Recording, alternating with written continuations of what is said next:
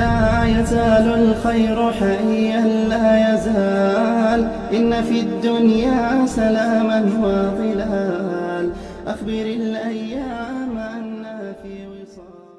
الحمد لله رب العالمين والصلاة والسلام على رسوله الكريم وعلى آله وأصحابه أجمعين أما بعد. أعوذ بالله من الشيطان الرجيم. بسم الله الرحمن الرحيم. رب اشرح لي صدري ويسر لي أمري واحلل عقدة من لساني يفقهوا قولي. ہم لوگوں نے آئیڈیل مسلم سیریز کا آغاز کیا تھا، جس میں ہم لوگوں نے یہ ڈیسائیڈ کیا تھا کہ ہم ان اعمال کا ذکر کریں گے کہ ہمیں ایک اچھا مسلمان، نہ صرف اچھا مسلمان بلکہ ایک مثالی مسلمان بننے کے لیے کیا کیا چیزیں ہمیں اپنی زندگی میں کرنے کی ضرورت ہے تاکہ ہم لوگ ایک آئیڈیل مسلم بن سکیں اور اللہ تعالیٰ کے ہاں سرخرو ہوں، کامیاب ہوں اور ان چیزوں کو پورا کریں جو اللہ تعالیٰ ہم سے چاہتا ہے۔ اسی سلسلے میں آج ہم بات کریں گے کہ جو ایک آئیڈیل مسلم ہوتا ہے وہ اپنے زندگی کے مقصد کو پہچانتا ہے، اس کو پتہ ہوتا ہے کہ وہ دنیا میں کیوں بھیجا گیا۔ دنیا میں جو بھی چیز ہے ہمیں نظر آتی ہے، ہر چیز کا ایک مقصد ہوتا ہے، اس کے بنانے کا کوئی مقصد ہوتا ہے۔ جو لائٹس ہیں جب آپ ان کو آن کرتے ہیں تو کیا کرتے ہیں؟ اس سے ہم روشنی حاصل کرتے ہیں، اس کا ایک مقصد ہے۔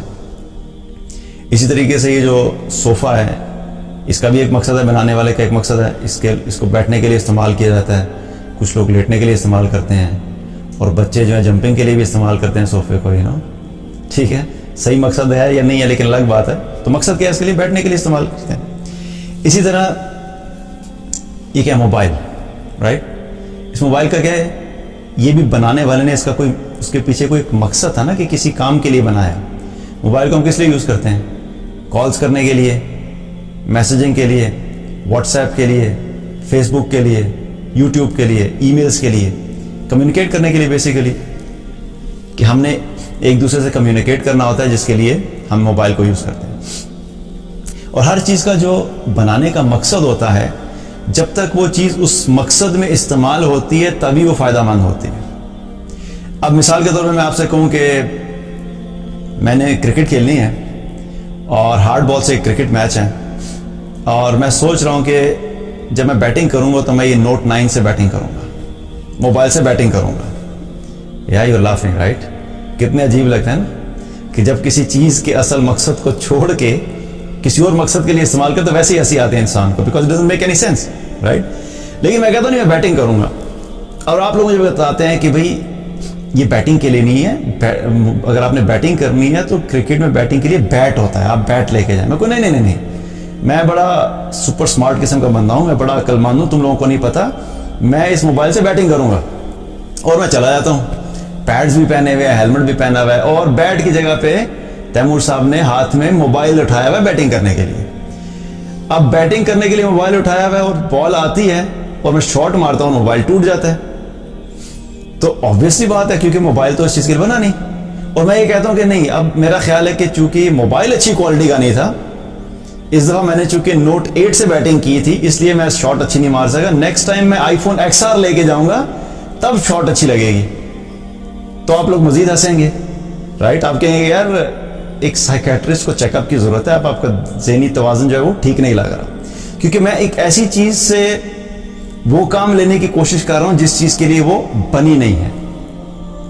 اسی طریقے سے جو دنیا میں اور کائنات میں اگر ہم دیکھیں تو جو بھی چیز ہمیں نظر آتی ہے اس کا ایک مقصد ہے، اللہ تعالیٰ نے کسی مقصد کے لیے بنایا ہے۔ سورج اللہ تعالیٰ نے اس کا ایک مقصد ہے بنانے کا، اس سے ہم روشنی حاصل کرتے ہیں، اس سے ہم ہیٹ حاصل کرتے ہیں۔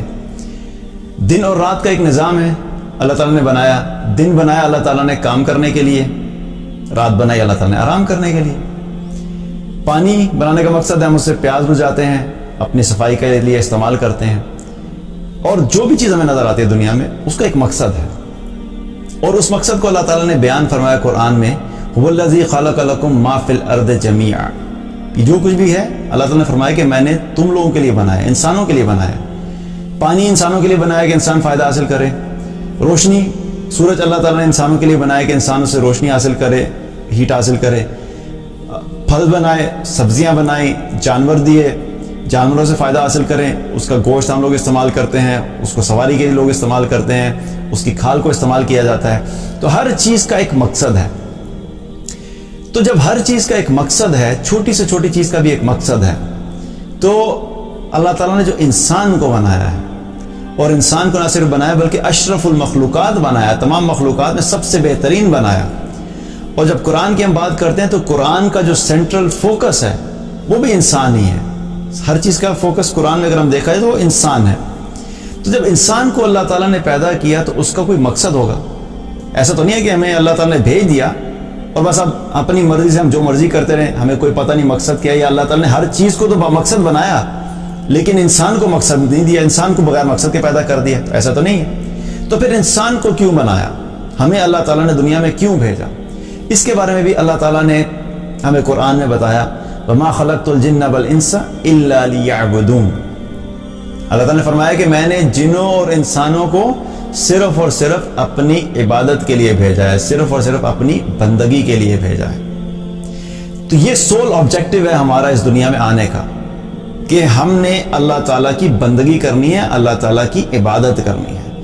اور اس بندگی کو پورا کرنے کے لیے، اس عبادت کو کرنے کے لیے، اللہ کو راضی کرنے کے لیے، اللہ تعالیٰ کی خوشنودی حاصل کرنے کے لیے ہمیں زندہ رہنے، اور زندہ رہنے کے لیے ہمیں کھانے کی ضرورت ہے تو اللہ نے ہمارے کھانے کا انتظام کیا.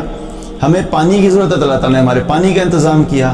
ہمیں اپنے ایموشنز کو اچھے طریقے سے بیلنس میں رکھنے کے لیے ڈفرینٹ قسم کے ریلیشن شپ کی ضرورت ہوتی ہے، تو اللہ تعالیٰ نے مختلف قسم کے ریلیشن شپ دے دیے.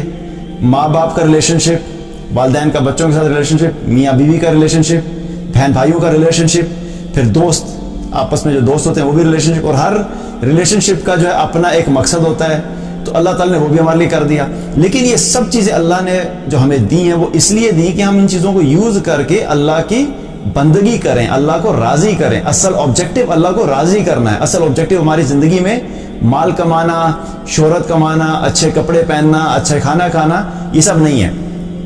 اور جب ہم اس آبجیکٹو کو بھول جائیں گے، مقصد کو بھول جائیں گے، تو ہم وقتی طور پہ تو شاید اس دنیا سے کچھ عرصہ کے لیے وقت گزار کے چلے جائیں گے، لیکن حقیقت میں ہم کیا ہے، ہم ناکام ہو جائیں گے. کیونکہ جس کام کے لیے اللہ نے بھیجا تھا ہم نے وہ کام نہیں کیا، اور ہم اس کام کو چھوڑ کے، اس مقصد کو چھوڑ کے ہم نے دنیا کی ہر چیز کی جس سے وہ مقصد پورا نہیں ہوا. اب غلامی اور اس میں جو اس آیت میں ایک اور چیز بہت اہم ہے، وہ کیا ہے کہ جب اللہ تعالیٰ نے فرمایا نا کہ وَمَا خَلَقْتُ الْجِنَّ وَالْإِنسَ إِلَّا لِيَعْبُدُونَ، تو لیعبدون جو ہے یہ عبد سے ہے. اس لفظ میں جو لیعبدون کا جو لفظ ہے، اس میں اگر دیکھیں تو لیعبدون میں اللہ تعالیٰ نے جو فرمایا وہ عبد آتا ہے، لیعبدون. اور عبد کہتے ہیں عربی میں غلام کو، عبد کہتے ہیں غلام کو. اور جو غلام ہوتا ہے، آج کل تو غلام چونکہ ہے نہیں تو ہمیں اس کا آئیڈیا نہیں ہو سکتا کہ غلام اصل میں کیسے زندگی گزارتے ہیں. لیکن جو غلام کا جو اصل کانسیپٹ ہوتا تھا وہ کیا ہوتا تھا کہ غلام اپنے آقا کے حکم کے بغیر، مرضی کے بغیر ایک قدم بھی آگے پیچھے نہیں کر سکتا تھا. اگر اس کا مالک اس کو کہتا تھا کہ تم یہاں پہ بیٹھے رہو گے جب تک میں نہیں کہوں گا تم نے ہلنا نہیں یہاں سے، تو وہیں پہ بیٹھا رہے گا. چاہے گھنٹہ گزر جائے، 2 گھنٹے گزر جائیں، 3 گھنٹے گزر جائیں، وہ اپنے مالک کی اجازت کے بغیر وہاں سے موو نہیں کر سکتا. اگر وہ اس کو کہتا تھا کہ تم کھڑے رہو گے تو وہ کھڑا رہے گا. تو یہ اصل جو کانسیپٹ غلامی کا ہے وہ یہ ہے کہ بالکل اسی جگہ پہ ایگزیکٹلی وہی کچھ کرنا، اور جتنا وہ بتائے گا اتنا کرنا ہے، جب وہ بتائے گا جو بتائے گا اسی وقت وہ کرنا ہے. یہ غلام کا کانسیپٹ ہے. اب آپ ایگزامپل لیں ذرا کہ ہم اپنی ڈیلی لائف میں بھی دیکھتے ہیں کہ ہم اپنے مختلف قسم کے فیلڈ سے تعلق رکھتے ہیں. جب ہم تو جاب آپ لے لیجئے یا گھر کا معاملہ لے لیجئے، تو بہت سے ایسے لوگ ہوتے ہیں جو کئی دفعہ ہمارے نیچے کام کر رہے ہوتے ہیں. نیچے سے مراد کہ ہماری ٹیم میں ہوتے ہیں یا ہم نے جن کو ہائر کیا ہوا ہوتا ہے سروسز کے لیے. گھر کی ایگزامپل لے لیں تو جو گھر میں جو کام کرنے والے ہوتے ہیں، ڈرائیور ہو گیا، مالی ہو گیا یا میڈ ہوگی جو بھی ہے، تو اس کو بھی کیا ہوتا ہے، حقیقت ہم کیا کرتے ہیں، ہم ان کو پیسے دیتے ہیں، اور پیسے دے کے ہم ان کی سروسز لے رہے ہوتے ہیں. ہم نے ان کو خریدا نہیں ہوتا، وہ ہمارے غلام نہیں ہوتے. لیکن چونکہ وہ ہمیں سروسز دے رہے ہوتے ہیں تو ہم یہ چاہتے ہیں کہ ہم نے جو پیسے ان کو دیے ہیں تو ہم چاہتے ہیں کہ ہم جب پیسے دے رہے ہیں تو ہمیں کام ویسا چاہیے جیسے ہم چاہتے ہیں. اور اکثر جب بات ہوتی ہے ڈرائیور کی، جب بات ہوتی ہے تو ڈرائیور اگر کوئی بات کہے تو اس کو کیا کہتے ہیں کہ میں تمہیں جو پیسے دیتا ہوں وہ اس چیز کے دیتا ہوں کہ مجھے تمہاری جو سروسز چاہیے وہ اس وقت میں چاہیے. اگر تم اس وقت میں میرے لیے کام نہیں آ سکتے تو ہمیں تمہاری ضرورت نہیں ہے. تو ہم کیا کرتے ہیں کہ ہم چاہتے ہیں کہ جس طریقے سے ہم چاہتے ہیں وہ اسی طریقے سے کام کریں. مثال کے طور پہ اگر میڈ آئے تو ہم کہتے ہیں کہ پہلے تم نے آ کے صفائی کرنی ہے، پھر برتن دھونے ہیں، پھر کپڑے دھونے ہیں. یہ تین ایک ترتیب ہے. مجھے اس ترتیب میں کام چاہیے. تم صبح 10 بجے آؤ گی، پہلے صفائی، پھر برتن، پھر کپڑے. اچھا وہ آئے اور آ کے کہے کہ ٹھیک ہے میں تو 10 بجے نہیں آؤں گی، میں 11 بجے آؤں گی. پہلی چیز ہو گئی. اور دوسری چیز کہ آتے ہی وہ کیا کرے، وہ آتے ہی صفائی کے بجائے سیدھے برتن دھونے لگ جائے، پھر وہ کپڑے دھوئے، پھر وہ صفائی کرے. تو آپ اس کو سمجھائیں گے مجھے یہ ترتیب نہیں چاہیے، مجھے اس ترتیب میں کام چاہیے. اب آپ سمجھا رہے ہیں لیکن وہ نہیں چل رہی. اب ایک طرف تو یہ ہے، اور دوسری طرف ایک اور کام والی ہے جس کو جو بتایا گیا ہے وہ ایگزیکٹلی ویسے ہی کرتی ہے. 10 بجے آتی ہے، جو ترتیب آپ نے بتائی کام کرنے کی وہ اسی ترتیب میں کام کرتی ہے، اور نہ صرف اس ترتیب میں کام کرتی ہے بلکہ اس سے بھی بہتر ایکسٹرا کرنے کی کوشش کرتی ہے. تو ہماری نظر میں کون سی بہتر ہوگی، پہلی والی یا دوسری والی؟ دوسری والی، کیونکہ دوسری والی ایسے کام کرے جیسے ہم چاہتے ہیں. اسی طریقے سے ڈرائیور اگر ہے تو ویسے کام کر رہے جیسے ہم چاہتے ہیں. تو اسی طریقے سے ہم جو غلام ہیں، اب اللہ کی جب ہم غلامی کرتے ہیں تو پھر ہم لوگ بھی مختلف طریقے سے کرتے ہیں. اب آپ سوچیں کہ اللہ سبحانہ تعالیٰ جب دیکھتا ہوگا کہ میں نے جن بندوں کو اس دنیا میں بھیجا تھا ایک کام کے لیے کہ تم نے بندگی اختیار کرنی ہے، ایک طرف وہ شخص ہے کہ جو پورے طور پہ اللہ تعالیٰ کی بندگی کرنے کے لیے ہر وقت تیار رہتا ہے. جیسے اللہ تعالیٰ جب جو کرنے کا حکم دیتا ہے ویسے کرتا ہے. جب اللہ تعالیٰ کا حکم آتا ہے اقیم الصلاۃ، نماز قائم کرو، ایک طرف وہ ہوتا ہے جو نماز قائم کرتا ہے، جس وقت نماز کا وقت ہوا نماز کے لیے چلا گیا، اذان ہوئی فوراً اٹھا نماز کے لیے، اور اسی جگہ پہ دوسرا بیٹھا ہوا جو نماز کے لیے نہیں اٹھ رہا. جب اللہ تعالیٰ نے حکم دیا یدنین علیہن من جلابیبہن کہ جب تم باہر نکلو تو پردہ کیا کرو، اپنے جسم کو کور کر کے نکلو، جب یہ حکم پہنچا تو ایک عورت نے اس حکم کو سنا اور پردہ کرنا شروع کر دیا، پورے طریقے سے اپنے رب کی اطاعت کے لیے، اپنے رب کی رضا کے لیے اپنے جسم کو پراپر کور کرتی ہیں. اور دوسری عورت جس نے یہ حکم سنا، سننے کے بعد بھی اس نے یہ کام نہیں کیا. تو جو بھی حکم ہے، جو بھی احکامات ہیں، ایک طرف وہ رویہ ہوتا ہے غلامی کا کہ جو سنتے ہیں اور ہم کام کرتے ہیں، اور ایک طرف وہ ہوتا ہے کہ سننے کے بعد بھی بس ایک کان سے سنا اور دوسرے کان سے نکال دیا. تو اللہ کے نزدیک پھر کون سا انسان جو اللہ کو محبوب ہوگا؟ وہی ہوگا نا کہ جو اللہ کی غلامی اس طریقے سے کر رہا ہے جیسے اللہ تعالیٰ نے غلامی کا حکم دیا، وہی ہوگا. اور کامیاب بھی کون ہوگا؟ جس نے اس کو سمجھا، جس نے اللہ کی غلامی اختیار کی. اور یہ بھی اللہ کا بڑا احسان ہے کہ اللہ تعالیٰ نے اپنی غلامی کا حکم دیا. یہ اللہ کی بڑی رحمت ہے ہم پہ، کیونکہ اللہ نے اپنی غلامی کا حکم دیا، اور جب اپنی غلامی کا حکم دیا تو اللہ تعالیٰ کیونکہ خود ارحم الراحمین ہے، تو یہ ہمارے لیے بڑی آنر کی بات ہے کہ ہم اللہ کی غلامی کرتے ہیں.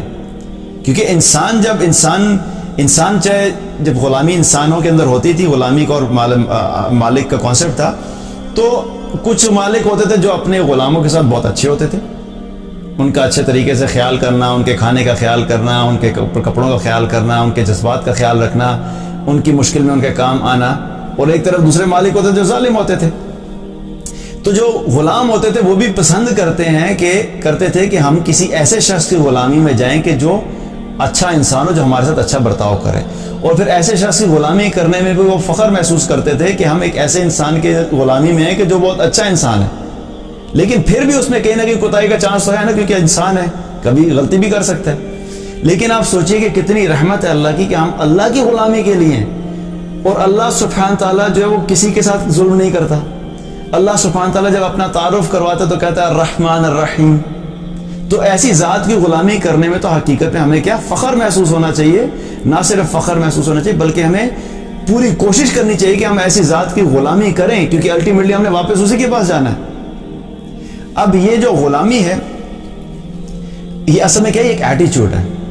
یہ جو ہم نے بات کی نا کہ کچھ لوگ جو بات مانتے ہیں اور کچھ بات نہیں مانتے، یہ کیا ہوتا ہے؟ ایک مختلف ایٹیچیوڈز ہوتے ہیں، مختلف رویے ہوتے ہیں.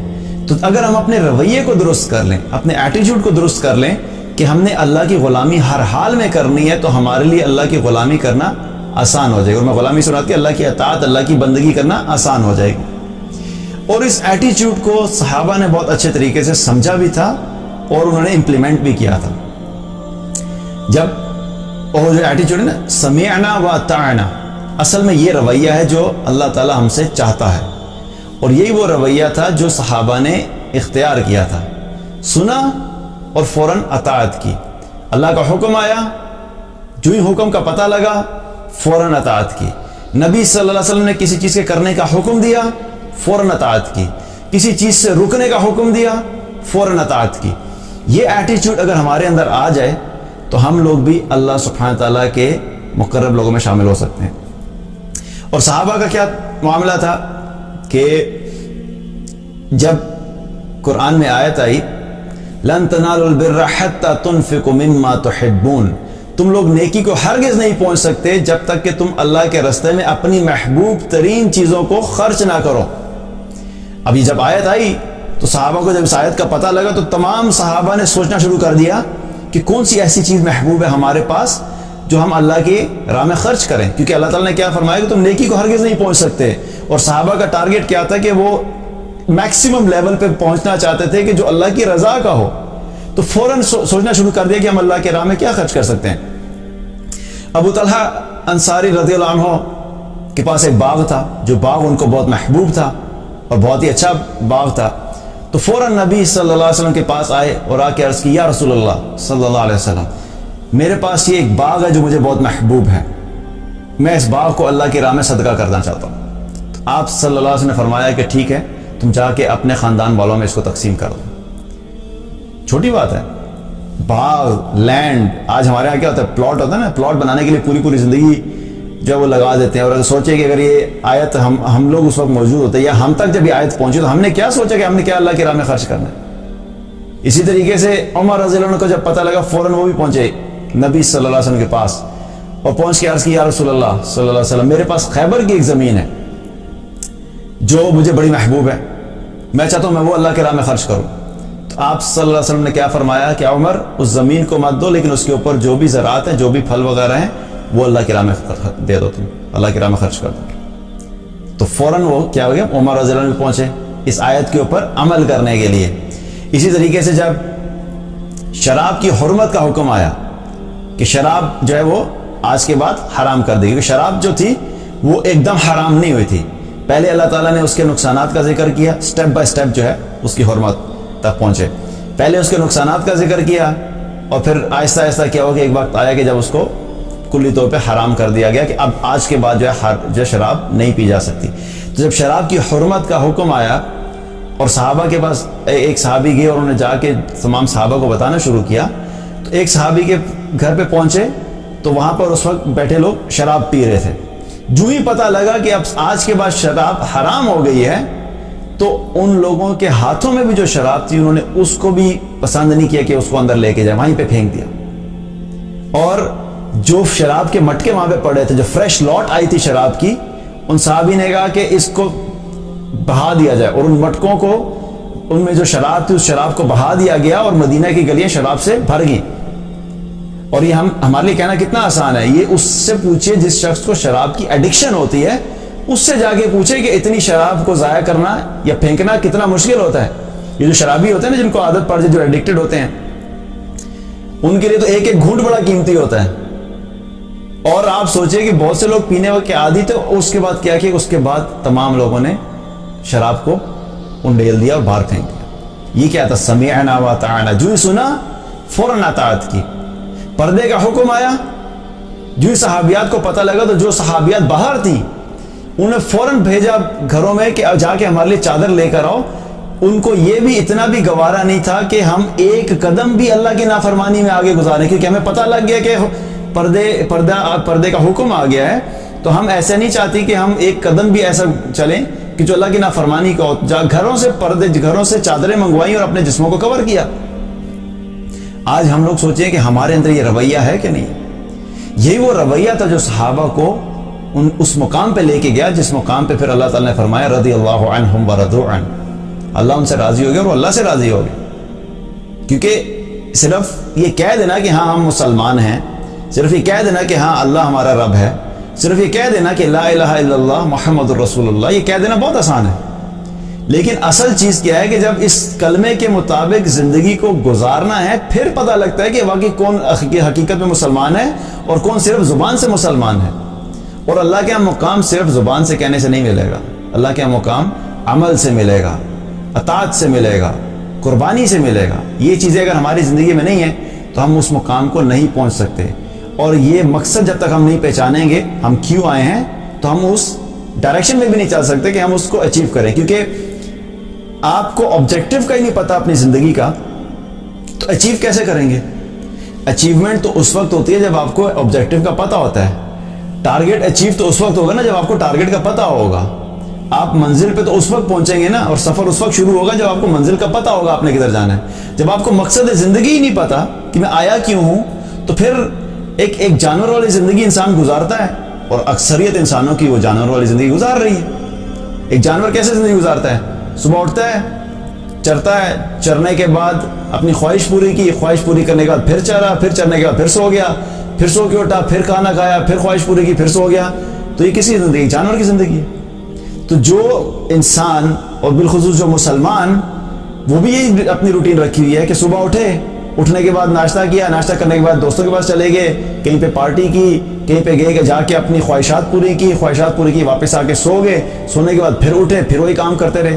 تو پوری روٹین اگر یہی چل رہی ہے تو پھر ایک جانور میں اور ایک انسان میں کیا فرق رہ گیا؟ تو ہمیں اللہ تعالیٰ نے کس لیے بھیجا کہ ہم نے اللہ کی بندگی کرنی ہے, یہ ہمارا مقصد زندگی ہے. اور اسی اعتبار سے پھر آخرت میں فیصلے بھی ہوں گے.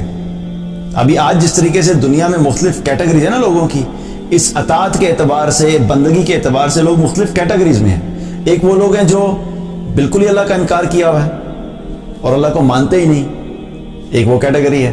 ایک وہ کیٹیگری ہے جو مانتے تو ہیں لیکن عمل نہیں کرتے, یہ بھی اسی کیٹیگری کے قریب ہی ہے کیونکہ یہ عمل ہی نہیں کرتے. اللہ کو صرف مان لینا اور کوئی بات نہ ماننا, رب کو ماننا اور رب کی نہ ماننا, تو یہ تو کوئی زندگی نہیں ہے.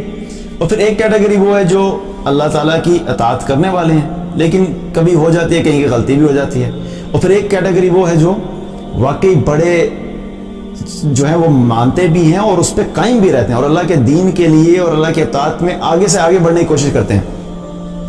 تو اسی طریقے سے اللہ تعالیٰ نے قرآن میں ذکر کیا کہ آخرت میں بھی لوگ 3 طرح کی کیٹیگریز میں جو ہے وہ تبدیل ہوں گے, 3 طرح کی کیٹیگریز میں تقسیم ہو جائیں گے.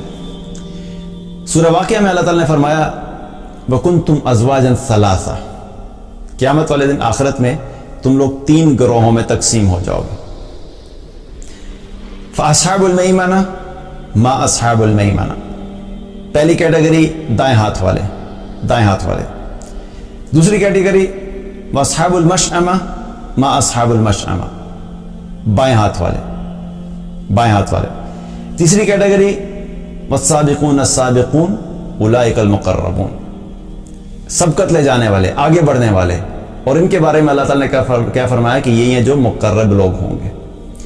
دائیں ہاتھ والے یہ بھی کامیاب, یہ بھی کامیاب ہیں. ان کے بارے میں بھی اللہ تعالیٰ نے جنت کا, ان کو بھی جنت کا وعدہ ہے. اطاعت کرنے والے ہیں, اللہ کی فرمانبرداری کرنے والے ہیں, لیکن یہ اب آگے نہیں ہیں, سابقون الاولون میں سے نہیں ہیں. اطاعت کرتے ہیں, پوری کرتے ہیں, لیکن آگے نہیں ہیں. اور جو بائیں ہاتھ والے ہیں وہ تو ناکام ہو گئے, وہ تو ناکام ہو گئے. ان کا تو کامیاب ہونے کا چانس ہی نہیں ہے کیونکہ ان کے نامہ اعمال ان کے بائیں ہاتھ میں پکڑائے جائیں گے, اور جس کا نامہ اعمال اس کے بائیں ہاتھ میں پکڑایا گیا وہ ناکام ہو گیا. معراج کے موقع پہ جب نبی صلی اللہ علیہ وسلم کو جب معراج کے لیے جب آپ گئے تو جبریل علیہ السلام بھی آپ کے ساتھ تھے. تو وہاں پہ دیکھا آپ صلی اللہ علیہ وسلم نے کہ آدم علیہ السلام کو دیکھا, اور آدم علیہ السلام جب اپنے دائیں طرف دیکھتے تھے تو مسکراتے تھے, جب اپنے بائیں طرف دیکھتے تھے تو ان کی آنکھوں سے آنسو جاری ہو جاتے تھے. تو نبی صلی اللہ علیہ وسلم نے جبریل علیہ السلام سے پوچھا کہ جبریل یہ کیا معاملہ ہے؟ تو جبریل علیہ السلام نے عرض کی یا رسول اللہ صلی اللہ علیہ وسلم, جب آدم علیہ السلام کے جو دائیں طرف ہیں یہ وہ لوگ ہیں جو جنت میں جانے والے ہیں. تو جب آدم علیہ السلام ان کی طرف دیکھتے ہیں تو یہ مسکراتے ہیں. جو ان کے بائیں طرف ہیں یہ وہ لوگ ہیں جو جہنم میں جانے والے ہیں. جب یہ ان کی طرف دیکھتے ہیں تو یہ روتے ہیں. تو دائیں طرف والے تو کامیاب ہو گئے, بائیں طرف والے ناکام ہو گیا. بائیں طرف والے سے کیا مراد ہے کہ جنہوں نے, اس میں وہ سب کیٹیگریز آ جاتی ہیں کہ جنہوں نے اللہ کو مانا ہی نہیں. ایک تو وہ کیٹیگری ہے جنہوں نے اللہ کو مانا نہیں, اللہ کا انکار کر دیا. ایتھیزم آج کیا ہے؟ ایتھیزم یہی ہے نا, اللہ ہی کو نہیں مانا, اللہ کچھ نہیں ہے, آخرت کچھ نہیں ہے, نہ اللہ کو مانا، نہ آخرت کو مانا، نہ مرنے کے بعد والی زندگی کو مانا، بس دنیا ہی کی زندگی ہے، اسی میں عیاشی کر لو، اسی میں انجوائے کر لو، مرنے کے بعد کچھ بھی نہیں ہے، کچھ بھی نہیں ہوگا۔ ایک اللہ کو مانا ہی نہیں، اور پھر ایک لوگ ہیں جو ہیں تو اللہ کو مانتے تو ہیں لیکن کیا کرتے ہیں؟ اللہ کے ساتھ شریک کرتے ہیں، اللہ کے ساتھ شرک کرتے ہیں، یہ بھی لوگ اس میں آگے بائیں میں۔ اور شرک ایسا گناہ ہے کہ جس کے بارے میں کوئی دو رائے نہیں ہے۔ اللہ تعالیٰ نے بہت کیٹاگوریکلی کلیئرلی بتا دیا ہے کہ شرک کرنے والا جنت میں نہیں جا سکتا۔ مَن یشرک باللہ فقد حرم اللہ علیہ الجنہ، جس نے اللہ تعالیٰ کے ساتھ شرک کیا اس کے لیے اللہ تعالیٰ نے جنت کو حرام کر دیا ہے۔ تو جنت، شرک کرنے والے کبھی بھی جنت میں نہیں جا سکتے۔ ہاں، یہ اللہ کا قانون ہے، اللہ کا قانون ہے۔ اللہ تعالیٰ اپنی رحمت سے کسی کو بھی جنت میں بھیج دے تو ہم میں سے کوئی بھی یہ نہیں کہہ سکتا اللہ تعالیٰ کو کہ اللہ یہ تو مشرک تھا یا اس نے تو آپ کا انکار کیا تھا، ہم تو نہیں کہہ سکتے۔ اللہ تعالیٰ وحدہ لا شریک ہے، وہ اپنے معاملے میں اپنے حکم میں جو مرضی کرے، لیکن اللہ نے قانون ہمیں قرآن میں بتایا کہ جو شرک کرنے والا ہے وہ جنت میں نہیں جا سکتا۔ تو یہ لوگ بھی ہو گئے، کس میں ہو گئے؟ لیفٹ سائڈ، بائیں ہاتھ والے ناکام ہو گئے۔ تو ایک طرف دائیں ہاتھ والے ہیں، ایک طرف بائیں ہاتھ والے ہیں، اور ایک طرف سابقون ہیں۔ تو جو اصل ایمان والے ہیں اور جو ہمارا جو ٹارگٹ ہونا چاہیے، ہمارا ٹارگٹ کیا ہے کہ ہم نے سابقون میں شامل ہونا ہے، ہم نے سابقون میں شامل ہونا ہے، ہم نے آگے والوں میں شامل ہونا ہے۔ اور یہ ایٹیٹیوڈ جب تک ہمارا نہیں ہوگا کہ ہم نے آگے بڑھنا ہے، تب تک ہم آگے جا نہیں سکتے، صرف خواہش سے نہیں جا سکتے۔ صحابہ میں بھی جو کمپٹیشن ہوتا تھا وہ اس چیز کا ہوتا تھا کہ آگے بڑھنے کا کمپٹیشن، دنیا میں آگے بڑھنے کا کمپٹیشن نہیں تھا کہ اچھا اس کے پاس مال اتنا ہے تو میرا ڈبل ہو جائے، اس کے پاس ایک گھوڑا تو میرے پاس 10 ہونے چاہیے، اس وقت کی بات کر رہا ہوں۔ اور آج تو ہمارا کمپٹیشن تو ہے ہی دنیا کا۔ آج تو ہمارے یہاں دیکھیں، اگر آپ ذرا اپنے سوشل سرکل میں جائزہ لیں یا ہم جہاں بھی جاتے ہیں تو آپ مجھے صرف اتنا بتا دیں، کبھی آپ نے دیکھا کہ آپ کسی کے ساتھ آخرت کا کمپٹیشن کر رہے ہو؟ آپ کو پتہ لگے کہ میرا دوست جو ہے وہ 3 وقت کی نماز جماعت سے پڑھتا ہے، 5 پوری پڑھتا ہے لیکن 3 جماعت سے پڑھتا ہے، میرا ٹارگٹ یہ ہے کہ میں نے 5 جماعت سے پڑھنی ہے۔ یہ کمپٹیشن ہوا نا آگے بڑھنے کا۔ آپ کو پتہ لگا کہ میرا دوست، آپ بھی 5 وقت کی نماز جماعت سے پڑھتے ہیں، دوست بھی جماعت سے پڑھتا ہے 5 وقت کی، لیکن وہ تہجد نہیں پڑھتا۔ تو ہمارا کیا ہونا چاہیے؟ ہمارا اگلا ٹارگٹ کیا ہونا چاہیے؟ میں نے تہجد پڑھنا شروع کرنی ہے، ٹھیک ہے؟ تو یہ کمپٹیشن دنیا میں ہم نے کرنا ہے، آخرت کا کمپٹیشن کرنا ہے۔ یہ کوئی کمپٹیشن نہیں ہے کہ میرا کپڑا جو ہے وہ بہتر ہے اور دوسرے کا کپڑا مجھ سے بہتر ہے تو اب میں اس سے مہنگا برانڈ پہنوں گا۔ میرا موبائل فون جو ہے اس سے تھوڑا بہتر تھا لیکن اب میرے فلاں دوست نے مجھ سے بہتر موبائل لے لیا، اب میں ایک اور موبائل لوں گا جو اس سے بھی بہتر ہوگا۔ یہ دنیا کا کمپٹیشن ہے اور اس کمپٹیشن میں کوئی اینڈ نہیں ہے، اس میں آپ کو ہمیشہ بے سکونی ہی ملے گی، کبھی سکون نہیں ملے گا۔ اور اس کمپٹیشن میں انسان اللہ کو ناراض ہی کرتا ہے، اللہ کو راضی نہیں کر سکتا، کیونکہ آپ کا فوکس ہی تبدیل ہو گیا، آپ اپنے مقصد سے ہی ہٹ گئے۔ اصل مقصد کیا تھا؟ اللہ کی بندگی، اور اللہ کی بندگی کے لیے ہم نے کمپٹیشن کرنا تھا نیکیوں کے اندر، اور یہاں پہ ہو کیا رہا ہے؟ اپنی خواہش کی بندگی اور خواہش کی غلامی۔ اور جب خواہش کی غلامی ہو رہی ہے تو پھر بندگی شیطان کی ہوتی ہے، اللہ کی بندگی نہیں ہوتی۔ تو ہمیں اللہ کی بندگی کرنی ہے تو ہمیں بہت فوکس طریقے سے اپنی زندگی میں اس چیز کو کانسٹنٹلی اپنے آپ کو ریمائنڈ کراتے رہنا کہ میں غلط ڈائریکشن میں تو نہیں جا رہا یا جا رہی۔ تو یہ بندگی کیا ہے؟ اصل مقصد ہمارا کیا ہے؟ ہم نے اللہ کو راضی کرنا ہے، ہم نے اللہ کی بندگی کرنی ہے، اور وہ بندگی کے لیے جو ایٹیچیوڈ ہے ہم نے اپنے اندر وہ ایٹیچیوڈ ڈیولپ کرنا ہے۔ سمعنا واطعنا، جب سنیں، جب پتہ لگے حکم کا فوراً اطاعت کریں۔ اب یہ سمعنا واطعنا کا ایٹیچیوڈ اور اس وقت ہی آئے گا نا جب ہمیں پتہ لگے کہ اللہ تعالیٰ ہم سے چاہتا کیا ہے، اور اس کے لیے ہمیں کیا کرنا ہے؟ ہمیں علم حاصل کرنا ہے۔ ہمیں جب تک یہی نہیں پتا کہ اللہ ہم سے چاہتا کیا ہے تو ہم اطاعت کیسے کریں گے؟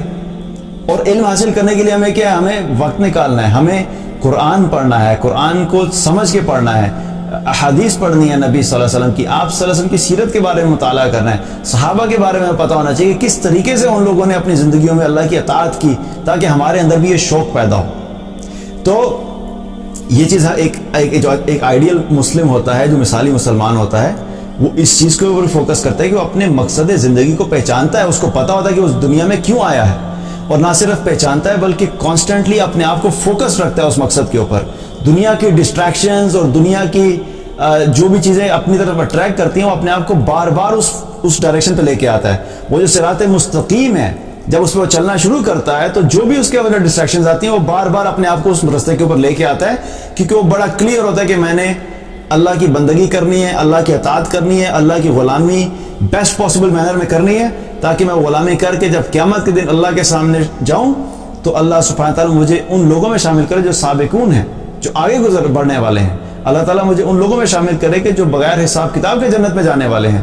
جب میں اللہ کے سامنے کھڑا ہوں تو اللہ تعالیٰ مجھے دیکھے کہ واقعی میرا یہ وہ بندہ جس نے بندگی کا حق ادا کیا ہے. لیکن یہ خواہش سے نہیں ہوگا. اس کے لیے کیا ہوگا؟ علم بھی حاصل کرنا پڑے گا, محنت بھی کرنی پڑے گی, دنیا میں ارد گرد بہت سی ڈسٹریکشنز کے ساتھ آپ کو لڑنا بھی پڑے گا. لڑنے سے مراد فزیکل فائٹ کی بات نہیں کر رہا, اپنی خواہش کی بات کر رہا ہوں. ہمارے اندر کی ایک جو جنگ ہے وہ بھی آپ کو کرنی پڑے گی. تو یہ سب جب ہوگا اور اللہ کی اطاعت ہوگی اور اللہ کے اپنے مقصد زندگی کو ہم پہچان کے چلیں گے تو اللہ تعالیٰ سے امید ہے کہ اللہ تعالیٰ ہمیں کامیاب لوگوں میں شامل کرے گا.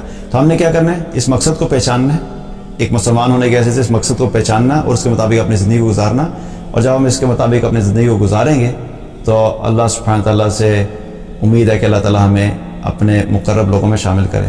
اللہ تعالیٰ ہم سب کو عمل کی توفیق عطا فرمائے. بارک اللہ علیہ ولکم. السلام علیکم ورحمۃ اللہ وبرکاتہ.